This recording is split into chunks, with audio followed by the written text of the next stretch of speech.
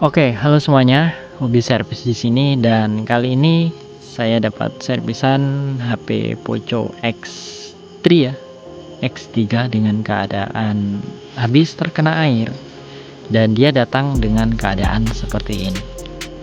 HP-nya sudah terpretelin ya.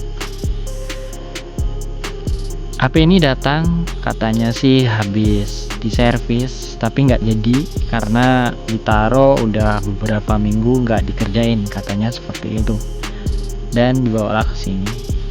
Oke, yang punya juga membawakan saya sebuah IC power ini PM7150L. Oke, dia dibawakan IC powernya, katanya IC powernya yang bermasalah. Oke, setelah saya cek ternyata ada bekas airnya ya. Di sini HP-nya habis kemasukan air. Setelah saya cek nggak ada yang konslet sih, tapi di bagian IC power saya rasa harus di rebal atau dicetak ulang. Di sini saya potong-potong kalengnya menggunakan tang ya, karena saya nggak mau ngambil risiko karena pengangkatan kaleng dengan menggunakan blower itu bisa saja bermasalah nantinya di area CPU. Oke, selanjutnya saya cetak ulang untuk IC powernya yang ini. Oke, saya cetak ulang dan sepertinya untuk kaki-kaki dari IC powernya ataupun di bagian mesinnya itu tidak mengalami masalah. Maksudnya tidak terkelupas itu ya, tidak ada jalur yang putus. Karena tapi ya ada sedikit korosi di bagian pinggir-pinggirnya. Oke, di sini saya cetak ulang untuk IC-nya, maksudnya kaki IC-nya ya. Saya cetak ulang dan alhamdulillah tidak ada kaki yang mengalami masalah juga di bagian IC powernya, jadi masih bisa digunakan lah. Oke, mudah-mudahan untuk IC powernya nggak mengalami short ya teman-teman. Oke, langsung saja saya pasang di sini. Saya pasang dengan menggunakan suhu 300 derajat. Untuk pelepasan biasanya 350 derajat. Oke, setelah dipasang saya ukur-ukur dan saya pasang lagi. Ternyata masih belum bisa karena baterainya kosong dan di bagian konektor-konektornya itu banyak sekali korosi, jadi saya harus membersihkan untuk fleksibel casnya dan juga konektor baterainya.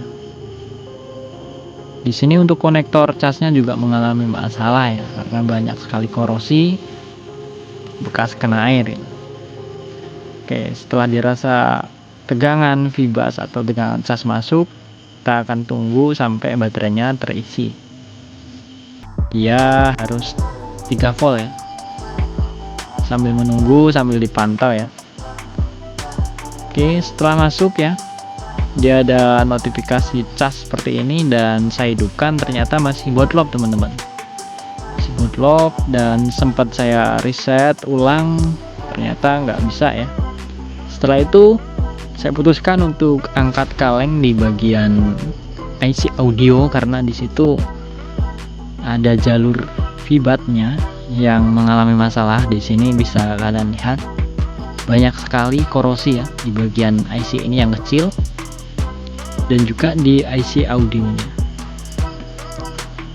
Ini IC audionya sebelah sini. Oke, saya cetak ulang untuk IC audionya, nggak ada masalah, kakinya aman. Dan yang bermasalah adalah di sini ya, IC yang kecil.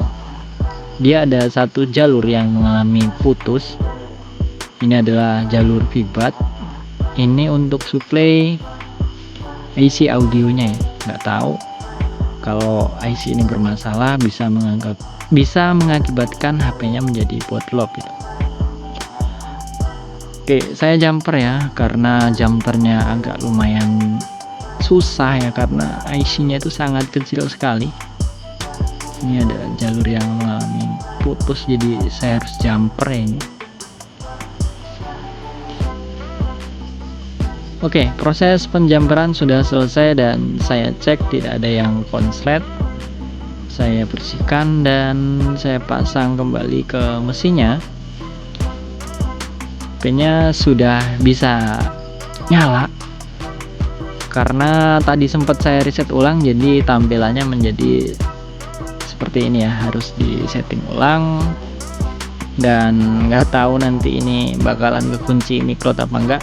Yang penting HP-nya sudah nyala. Oke, ini masih terkunci FRP dan harus connect ke internet terlebih dahulu. Oke, itu tadi HP yang kena air ya. Semoga menjadi inspirasi teman-teman. Sampai jumpa lagi di lain video. Bye bye.